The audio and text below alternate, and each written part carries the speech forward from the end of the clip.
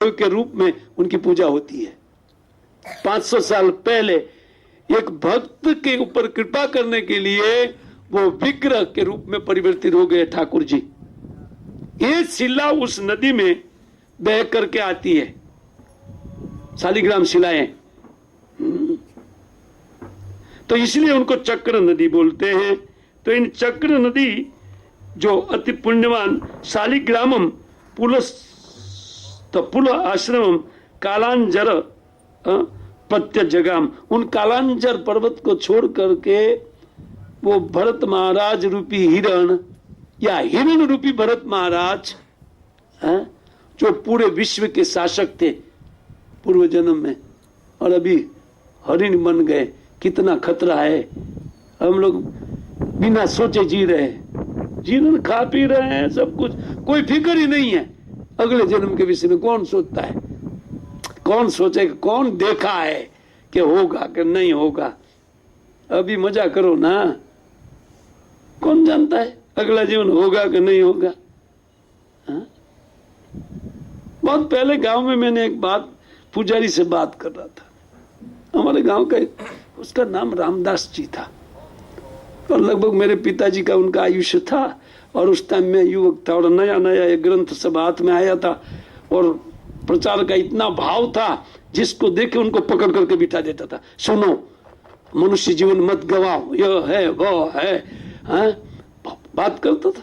तो मैं मेरे घर से बाहर निकला तो 2-4 बूढ़े लोग बैठे हुए थे, जैसे बाजार में बैठे ना गांव में। मैं गांव का हूँ, लेकिन वो बंबई से मैं गांव गया था। बूढ़े लोग 2-4 बैठे। बूढ़े लोग को मैं बोला, देखो दादा, आपके पास आयुष्य कम है और मनुष्य जीवन अत्यंत दुर्लभ है। ऐसा करके मैं चालू किया कि आप ये शरीर नहीं है, आप आत्मा है, और अभी आपको शरीर दुख दे रहा है। और यद्यपि दूसरा शरीर भगवान आपको नया देंगे, लेकिन वो पता नहीं किस डिजाइन का होगा। तो मैं तो चालू किया, तो चालू करते ही 1-2 बाकायदा सो गए आंख मुंद करके, एक उठ करके खड़े होकर के भाग गया। मैं बोला, ए लो, इतना सुंदर बात कर रहा हूं, ये लोग सुनने के लिए तैयार नहीं है। फिर मैं सोचा, हाँ, पुजारी के पास चला जाऊं, क्योंकि इतने समय से मैं देखता हूं कि मैं बचपन में या गांव में तभी से ये पुजारी है। तो मैं गया वो रामदास दादा के पास, पुजारी जी के पास, और पुजारी के पास बैठ करके मैंने बात चालू किया कि ये इतने टाइम से आप विग्रह का पूजा कर रहे हैं, आप कितना आनंद ले रहे हैं अकेले अकेले दादा, और इतना बुढ़ापा, आप बूढ़े हो गए। मैं तो आपको प्राय थोड़े 10 साल 15 साल पहले से देख रहा हूं, तो आपको आनंद आता होगा। बोले, अभी पहले जैसा नहीं है। मैं तो चौंक गया सुन करके। मैं तो सोचा कि अभी बोलेंगे कि अरे अरे इतना आनंद आता है। बोले, पहले जैसा नहीं है, डाउन हो गया है। सोचा डाउन नहीं होता है, ये तो मैं देखा भागवतम पाठ करता हूं कि ये तो पूजा करने से, भगवान की आराधना करने से उत्तरोत्तर उत्साह बढ़ता जाता है और आनंद आता जाता है, और एक दिन आनंद परमानंद में भर करके व्यक्ति अपने आप को भी भूल जाता है। लेकिन आपका उल्टा कैसे चला है? तो मैं समझने के लिए दोबारा प्रश्न किया, ऐसा क्यों हुआ, अब आनंद क्यों नहीं, आजकल क्यों कम हो रहा। तो बोलते, आज पहले ये अकेला राम मंदिर था, अभी एक माता जी का मंदिर खुल गया, एक हनुमान जी का डेरा खुल गया, तो गल्ला कम आ रहा है। मैं बोला, लो, बोला, तभी समझा हो। फिर मैं बोला, दादा, शर्म लगना चाहिए, भगवान का पैसा है, आप खा रहे। बोले, भगवान थोड़ी खा सकते, हम लोग ही खाएंगे ना बेटा। और दादा वो पूरे सब जगह का पानी पिया हुआ था, ऐसे छोड़ने वाले नहीं थे हमको भी, है? बोले, भगवान कहाँ खाते हैं, इसलिए भगवान दया करके हम लोग को दे देते हैं, हम लोग खा लेते हैं, दिक्कत क्या है। मैं बोला, पाप के कारण पता नहीं क्या होगा आपका, मैं बता। बोलते, होगा क्या, नरक इत्यादि तुम बात करोगे ना, कोई लेटर आया है बेटा नरक से?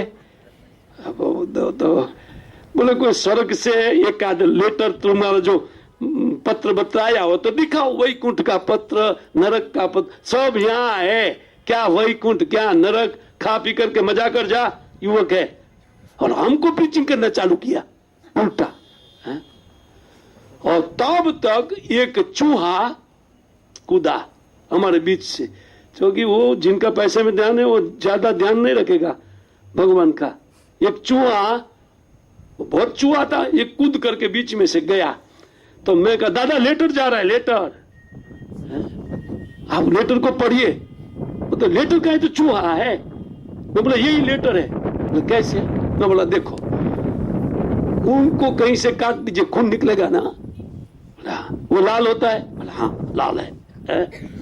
अच्छा ठीक है। वो चूहा खाता है कि नहीं? बोला वो भी। अरे यार बहुत खा जाता है ये लोग को मैं पकड़ पकड़ के डाल देता हूं, लेकिन फिर भी वो लोग खाते रहते हैं।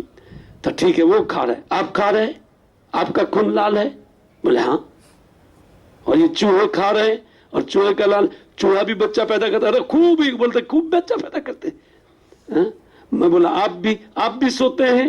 ये सब कुछ आप सेम है। उनके पास ये 4 पैर वाला चूहा शरीर और आपके पास आदमी का। अरे बोले वो तो कर्म का हिसाब है। मैं बोला वही मैं बता रहा हूं आपको। लेटर समझे कि नहीं? भाषा समझ में नहीं आती है लेटर की। जब ये जीव के पास 4 पैर और चूहे का शरीर क्यों है, आपके पास इंसान का क्यों है? अब बोले वो तो कर्म के कारण। ठीक है, वो कर्म आप क्या कर रहे हैं अभी, इसको तो मैं बता रहा हूं। तब वो दादा लाइन में आया, फिर भी भजन किया कि नहीं मैं नहीं जानता। उनके बाद में मैं दोबारा गया तो मर गया था, पता नहीं वो क्या हुआ उनको। खैर जो कुछ भी, तो मैं कह रहा था कि मनुष्य जीवन भगवान की आराधना के लिए स्पेशल शरीर है। व्यक्ति को कैर करना चाहिए इस बात का, और केवल भोग नहीं करना चाहिए। कीजिए, खाइए, पिए, मौज से रहिए, इसमें कोई दिक्कत नहीं है। लेकिन अवैध काम मत कीजिए। जो नहीं करने लायक काम है ना, उनको मत कीजिए। वो 4 पाप है, उनको छोड़ करके आप जिए, खाइए, पिए और भगवान का भजन कीजिए। जो कुछ भी होता है थोड़ा बहुत, लेकिन पापमय जीवन मत बिताइए आप। इन पाप बड़ा खतरा है।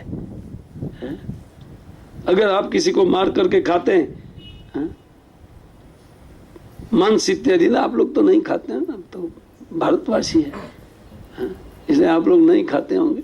लेकिन मैं बता दूं, मांस, मछली, अंडा ये नहीं खाना चाहिए। और किसी भी प्रकार का व्यसन, ये सिगरेट इत्यादि इस वर्ग, और चाय इत्यादि इस वर्ग, वो नहीं पीना चाहिए, क्योंकि वो पीने लायक नहीं है। वो धुआं खींचने लायक नहीं है। वो फिर प्रवाही तो कभी नहीं पान करना चाहिए, वो तो कभी नहीं। छोटे व्यसन इसलिए बता रहा हूं, भारी का बताना जरूरत नहीं है, वो इसमें समझ लेते हैं लोग। तो ये नहीं करना चाहिए। और तीसरा, कभी भी व्यक्ति को भूल से भी वर्णशंकर पैदा नहीं करना चाहिए। समाज में जो आज जितने आतंकवादी बढ़ रहे हैं ना, वो वर्णशंकर है। अर्थात वो अपने माता पिता के पुत्र नहीं, दूसरी माँ और दूसरे के पिता के पुत्र होकर के इकट्ठा होकर के बने। इसलिए ये संकट उत्पन्न कर रहे संसार के ऊपर, हाईजैक कर रहे प्लान, यह वो नाना प्रकार से। ये सब आतंकवादी है। क्यों? वनशंकर है। वनशंकर का अर्थ अपनी पत्नी से उत्पन्न वो बालक नहीं है, वैध बालक नहीं है। इसलिए अवैध स्त्री संग कभी नहीं करना चाहिए। समाज में उपद्रव उत्पन्न करने वाला, समाज को कष्ट में डालने वाला बच्चा पैदा नहीं करना चाहिए व्यक्ति को। और चौथा रह गया जुआ, सट्टा, लॉटरी, ये सब कभी नहीं करना चाहिए। ये 4 पाप। बाकी आप खाइए, पिए, मौज करिए, कौन मना करता है। लेकिन भगवान को भोग लगा करके, एक कंडीशन और है, ज्यादा नहीं, और भगवान का माला करते हुए, नाम लेते हुए, हरे कृष्णा कृष्ण कृष्ण हरे हरे, हरे राम राम राम हरे हरे। खाओ पियो, भगवान को भोग लगा करके। लेकिन भगवान के सामने प्लेट एक 10 मिनट रखना है। 10 मिनट में क्या हो जाएगा? पाप भगवान खा लेंगे और पुण्य आपके लिए छोड़ेंगे कृपा के रूप में। कितना अच्छा है। तो ये 4 पाप को मत कीजिए और हरि नाम कीजिए, जिए खाइए, दिक्कत नहीं है। आज ये कथा में जाते हैं, थोड़ा प्रचार कर लिया क्योंकि हमारा आदत है इस प्रकार नया समाज देख करके थोड़ा उत्साह बढ़ता है, थोड़ा प्रचार, नई बात थोड़ी। ये लोग तो सब पुराने, ये लोग तो सुन करके पुराने हो गए हैं। वो सुनते हुए सब बंद कर दिया ना सब लोग ने, भाई पुराने लोग ने। अभी भी प्रॉब्लम लगता है यार, हंसी छूट रही है। कब का बंद कर दिया ना। ओहो, थैंक यू वेरी मच। कहते हैं कि महाराज उन मनुष्य जन्म ऐसे उनका गवा करके हरिण जन्म ले लिया, इसलिए वो वैराग्य में भर गए, पुल आश्रम में चले गए। उन कालांजर पर्वत अपनी मां का स्थान छोड़ दिया और वहां जाकर के उन्होंने क्या किया, उसको सुखदेव गोस्वामी पाद 8वें अध्याय के अंतिम श्लोक में बता रहे हैं। तस्मिन् अपि कालम प्रतीक्षमाणः संगाश्च भूषम उद्विग्न आत्म सहचर शुष्क पर्ण तूर्ण विरुद्धा वर्तमानो मृगत्व निमित्ता असावनम एव गणजन मृग शरीरम तीर्थो उदकम क्लिन्नम उत्सृज्य। उनके बाद में कहते हैं उसी स्थान तस्मिन अपि कालम, उस स्थान में वो काल बिता रहे थे। कैसे बिता रहे थे? प्रतीक्षमाणम, मृत्यु की प्रतीक्षा कर रहे थे। ये शरीर जीने लायक नहीं है। यद्यपि अगर सबके लिए अगर कोई पशु बन गया तो यह बात नहीं होगी, उनको आनंद करेगा, वो मौज मजा से हरी हरी घास, पहले साग भाजी खाता था और बढ़िया हलवा पूरी खाता था आदमी था, लेकिन पशु बन गया तो पशु का खाना उनको अच्छा लगेगा, फिर वही हलवा पूरी होगा, घास हरी हरी घास हलवा पूरी उनके लिए, उसी में फेस्टिवल करेगा।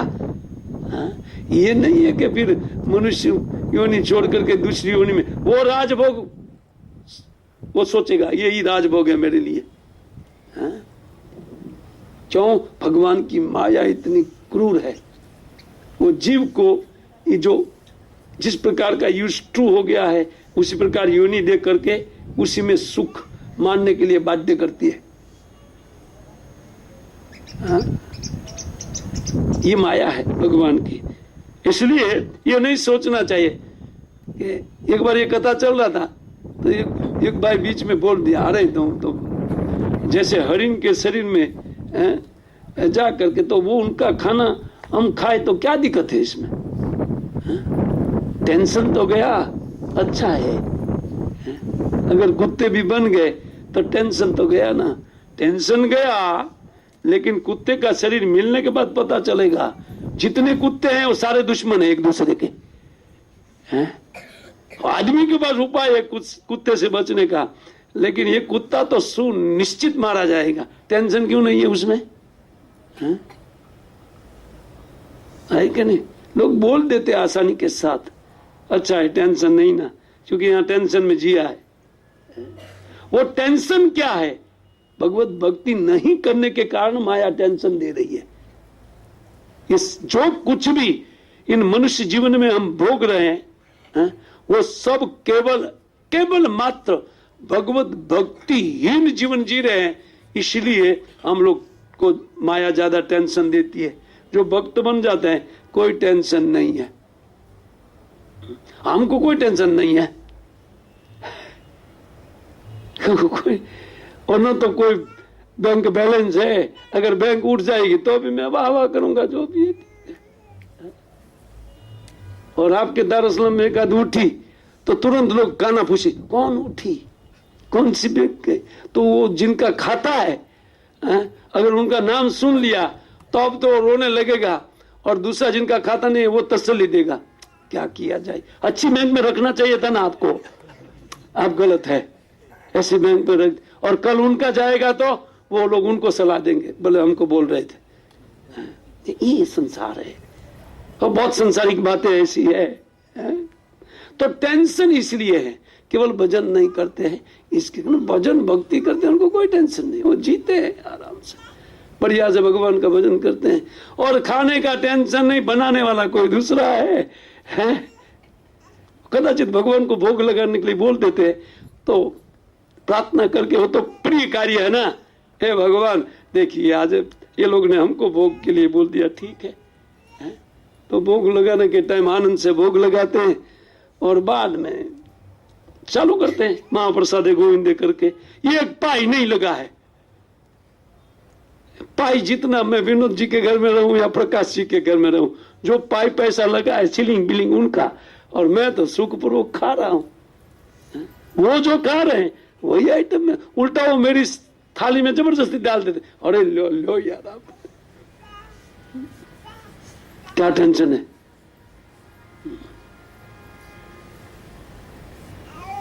कोई टेंशन है जीवन में? कोई नहीं।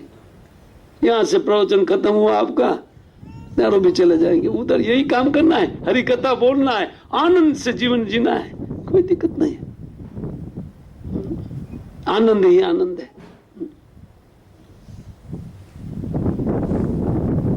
टेंशन ये नहीं करने के कारण है। तो ये बहुत बड़ा टेंशन आ गया था, अब वो टेंशन को पार करना चाहते थे, जल्दी टेंशन हटाना चाहते, ये मृग शरीर क्यों प्राप्त हो गया? अरे रे, तो वो टेंशन को हटाना चाहते थे। तो कहते तस्मिन अपि कालम प्रतीक्षमाणम, वो प्रतीक्षा कर रहे थे काल की, मेरा मृत्यु जल्दी आ जाए। हम लोग सोच सकते हैं? मनुष्य शरीर में नारद मुनि सोच रहे थे। हाँ, पहले स्कंद में वेद व्यास महाराज के साथ वार्तालाप ने अपनी कथा को बताया कि मैं पहले एक दासी का पुत्र था और कहीं साधु संत बैठ करके कथा कर रहे थे, वहां कथा सुनता था। हाँ, और इसी से मुझे भक्ति मिल गया, कथा में रुचि आ गई, श्रवण कीर्तन, और ये करते हुए कि मैं इसी शरीर में मुक्त हो गया और फिर मैं जीवन बिता रहा था, कब मेरा काल आए। कौन सोचता है? हम लोग सोचते अरे मरण आ जाए, अच्छा है। कोई सोचता है आप लोग? हम मरण बहुत खराब है, बहुत खराब चीज है, सब कुछ छिन जाता है मृत्यु के साथ। हमारा फैमिली, हमारा धन, हमारा बैंक बैलेंस, हमारा पढ़ाई, हमारा लिखाई, जो कुछ भी किया है सब गया, अब दोबारा करो। अगर मनुष्य जन्म मिला तो, और नहीं मिला तो झंझट खत्म, टेंशन नहीं है पढ़ाई का। लेकिन दूसरा 10-50 टेंशन है। पढ़ाई का टेंशन चला जाएगा, लेकिन दूसरा हजारों टेंशन आ जाएगा पशु जीवन में। खैर, तो ये टेंशन आ गया था उनको, ये हरिण का शरीर वाला टेंशन था। अतः वो मृत्यु का वेट कर रहे थे। कहते संगाश्च भृशम उद्विग्य आत्म सहचर, और उन्होंने इसके कारण दूसरे हिरण, वहां भी हिरण रहते हैं ना, ऐसा नहीं है कि हिरण केवल कालांजर पर्वत में रहते थे, वो वहां पर भी हिरण घुमा करते थे। उनकी माँ तो यहाँ उनको पैदा किया था, सॉरी भरत महाराज ने यही तो हिरण प्राप्ति का उपाय यहाँ किया था, वो हिरण को यहाँ देखा था, हिरण के बच्चे को। वो दूसरे हरणों से के संग से बचते थे। कहते संगश्च भृशम उद्विग्य आत्म सहचर, उनके जैसे हरणों का संग वो त्याग करके एकांत में रहता था। क्योंकि एक बार हरिण का संग करके देख लिया है, तो दूध का जला हुआ छाछ भी फूक फूक के पीता है ना, ये हालत उनका हो गया। महाराज भरत का कि अभी टेंशन, दोबारा आने वाला काम, ये टेंशन वाला काम कभी नहीं करना है। एक में घुस गया हूं जैसे तैसे, तो कहते हैं उनके बाद में शुष्क पर्ण तुल्य विरुद्ध, और उनको हरी घास में थोड़ा सा भी रुचि नहीं था। वो सूखा हुआ घास खाते थे, और वो भी थोड़ा, केवल वेट कर रहे थे कि इस शरीर में काल कब आ जाए, उनकी वेट कर रहे थे। वर्तमान उसी जीवन में, वर्तमान जीवन में मृगत्व निमित्ता अवसानम एवं, उन मृग शरीर को छोड़ने का अवसर माने मृत्यु, अवसानम, अवसान बोलते हैं उनको। और गुजराती में भी अवसान होता बोलते, ये संस्कृत शब्द है, और संस्कृत सभी भाषा की जननी है, अवसान। एक दिन हिंदी शब्द के, इंग्लिश शब्द की चर्चा भी इसमें से मिली थी, चेस्टाइज है। देखिए, ये सभी भाषा की जननी संस्कृत है, जितनी भाषा इससे निकली हुई है। हाँ? तो कहते हैं मृगत्वम निमित्ता असावनम एव अवसानम एव, उन मृग शरीर कब छूट जाए, कब छूट जाए, तब तक उनका काल निकट देखा। अब वो देख रहे थे, केयरफुल देना, बराबर काल आ गया। उन्होंने ऊपर मुख उठाया, भगवान को प्रार्थना करते हुए आधा शरीर गंडकी में डाला, पवित्र जल में। उन पवित्र जल, गंगा की तरह वो गंडकी पवित्र है। तो आधा शरीर गणयन मृग शरीरम तीर्थो उदकम, तीर्थ, पवित्र जल को तीर्थ बोलते हैं। हाँ? जल को तीर्थ बोला जाता है तीर्थ स्थान में। हाँ? तो वो तीर्थ में कहते हैं कि तीर्थोदकम क्लिन्नम उत्सुज, आधा शरीर अंदर और आधा शरीर ऊपर मुख रख करके भगवान को वो प्रार्थना कर रहे थे कि हे भगवान, ये गलती के कारण बहुत बड़ा गलती हो गया और ये शरीर मैंने प्राप्त कर लिया, और ऐसे इन शरीर को छोड़ दिया, विसृज। बहुत केयरफुल रहते हो, शरीर छोड़ा। अतः अगले जन्म का कथा अगले 9वें अध्याय में प्रारंभ करते हैं सुखदेव गोस्वामी पाद।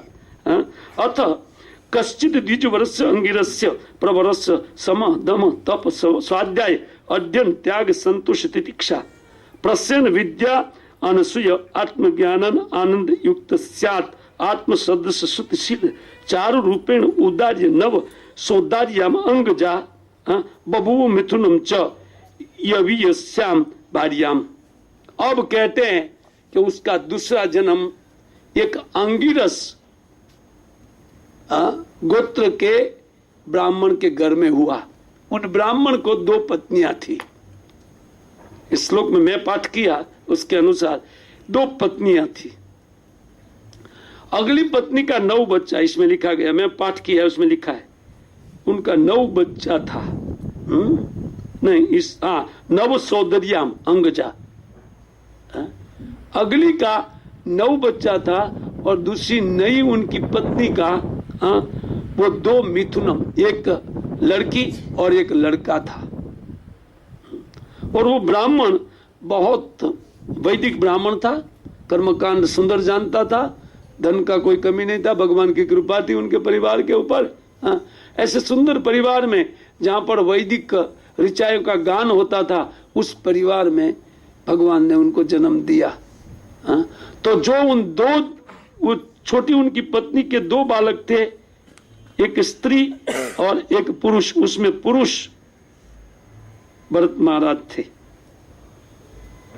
क्योंकि ऐसा ही परिवार भगवान देते। सुचिनाम श्रीमताम गे, भगवत गीता में भगवान कहते हैं जो योग से अधूरा योग छोड़ करके जिनका मृत्यु हो जाता है, उनको श्रीमताम सुचिनाम गे, अत्यंत श्रीमत परिवार में भगवान जन्म देते हैं, जहां खाने कमाने का झंझट नहीं, नौकरी फोकरी नहीं, जहां नौकरी छोकरी नहीं करना पड़ता है, वहां पर श्रीमंत परिवार में जन्म देते हैं। खाओ पियो मौज करो भजन करो, और भजन युक्त बुद्धि भी देते हैं। सुचि नाम श्रीमताम गए, ये तो श्लोक है भगवद गीता का। अर्जुन ने पूछा था कि ये भक्ति योग करता हुआ कोई व्यक्ति भी पूरा नहीं कर पाए, बीच में मृत्यु हो गया, एक्सीडेंट जैसे भरत महाराज का हुआ, ऐसा किसका हुआ तो बोले तो क्या वो नष्ट हो जाएगा क्या? उनका तो दोनों बिगड़ा ना आपकी सलाह पर।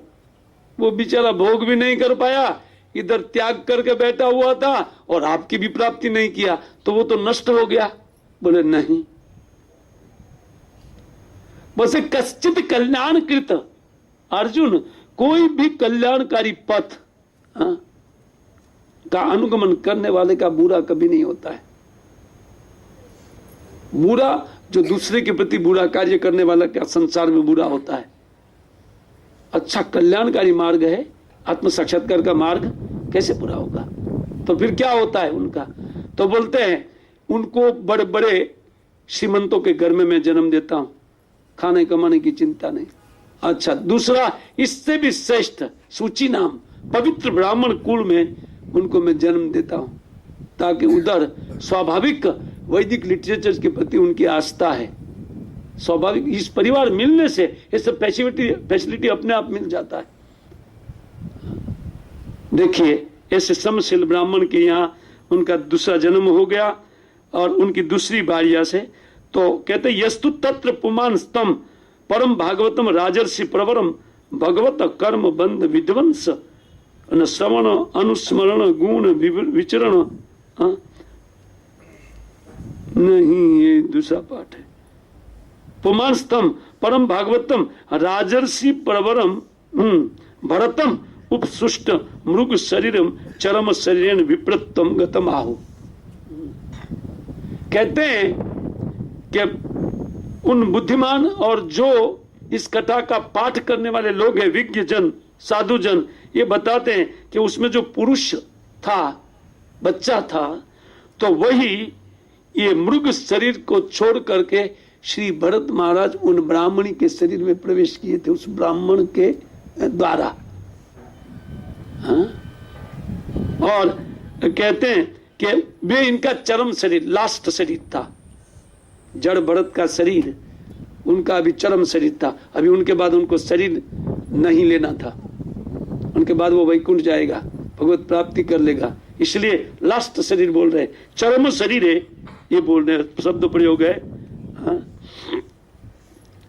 कहते भरतम उपसुष्टम मृग शरीरम, भरत महाराज ने मृग शरीर को त्याग दिया और त्यागने के बाद चरम शरीर, ये लास्ट शरीर में विप्रत्तम गतम आहु, उन्होंने विप्रत्व को, ब्राह्मणत्व को प्राप्त किया। ब्राह्मण के परिवार में जन्म लेकर के अभी शुद्ध परिवार मिला उनको। हाँ? तो इस प्रकार उनका ये तीसरा जन्म हुआ।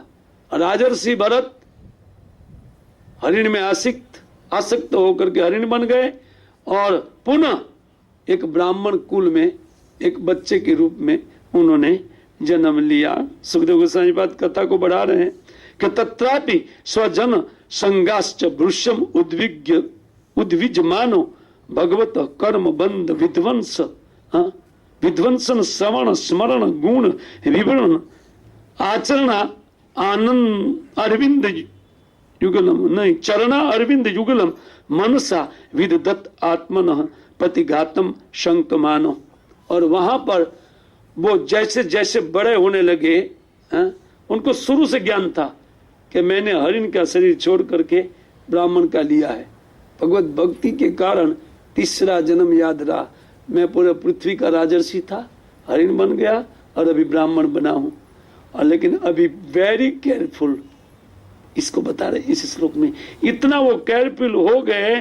कहते हैं कि स्वजन संगाच भृश्यम उद्विज मानो, उन अपने स्वजनों का भी संग वो बिल्कुल नहीं करते थे, डर के मारे, क्योंकि संग के कारण हरण बनना पड़ा था।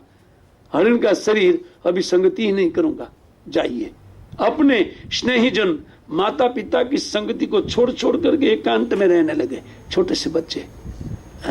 भरत महाराज उनकी जीवनी बता रही है। कहते हैं कि भृशम का अर्थ उन्होंने संग का फल चख लिया था। इसीलिए भाई और बहन लोग इस संसार में कभी बुरे व्यक्ति का संग मत कीजिए, क्योंकि बुरे व्यक्ति के संग से हमारा जो दशा होता है वो बहुत खतरनाक दशा होता है। संगति कीजिए को सज्जनों की या साधु पुरुष की संगति करना चाहिए। हाँ, जो लोग साधु की संगति में जाते हैं, हाँ, वो लोग बड़े भागी जीव है, क्योंकि उसका मन स्थिर हो जाता है और अड़ग होता है शास्त्र के निर्णय के ऊपर। अभी हम लोग इसको गलत मानते हैं। वो रामदास दादा की तरह लेटर आया किसी का, ये पूछेंगे, और तब ये नहीं पूछेंगे। क्यों? क्योंकि इससे दृढ़ श्रद्धा होती है। साधु का सेवन करने से शास्त्र के प्रति सबसे पहले श्रद्धा बढ़ती है। सबसे पहले शास्त्र में श्रद्धा उदित, ये सत्य वस्तु कह रहे हैं, ये सत्य बात है, ये शास्त्र सत्य है, ऐसा विश्वास होने लगता है हृदय में, तब वो आगे बढ़ेगा ना। साधना बेन आज बोल रही थी सुबह, कल शाम को बोल रही थी, आज सुबह, हाँ कल, हाँ या आज सुबह बोल रही थी, बोलते अभी हमारा विश्वास बढ़ रहा है। क्यों? उसका अर्थ साधु संगति हो रही है, सिंपल। हमारे गुजराती में एक भजन है, एक पंक्ति गा दो। जने सेव्या साचा संत रे, जने सेव्या हरि, गुरुदेव रे एवा अडग मन तो कोई दी डगे नहीं। ये गुजराती पंक्ति है, गुजराती लोग जान गए।